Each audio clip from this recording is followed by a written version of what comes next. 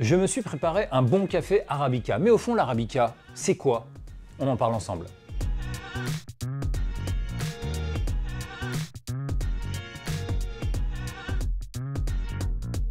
Quand on veut choisir son café, en règle générale, on a deux grands choix. Et pour pouvoir retrouver tous les arômes sur une roue des arômes comme celle-ci, il va falloir aller voir son torréfacteur et lui demander de nous conseiller. Mais ces deux grands choix, lesquels sont-ils? Eh bien d'abord, vous avez l'Arabica, que vous connaissez très bien. Et ensuite, vous avez le Canephora, mais dont la variété la plus connue est bien entendu le Robusta. Alors lequel choisir? Très peu utilisé dans les méthodes douces, le Robusta est plutôt préconisé dans les mélanges pour espresso. Il va apporter du chocolaté, il va apporter de la force, comme son nom l'indique, de la robustesse. C'est un café qui pousse à basse altitude, qui développe peu d'arômes. En revanche, il va avoir beaucoup de puissance au niveau de la caféine.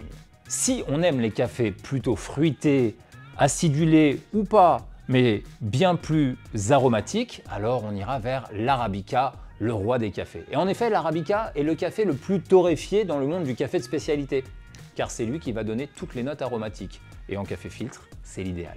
Contrairement aux idées reçues, il existe une palette aromatique extrêmement large dans le café. En effet, vous allez pouvoir retrouver du fruité, du grillé, du végétal, de l'épicé, du sucré. Et oui, toutes ces notes existent et le degré de torréfaction va aussi vous aider à déterminer si vous allez retrouver un café plus corsé ou plus léger.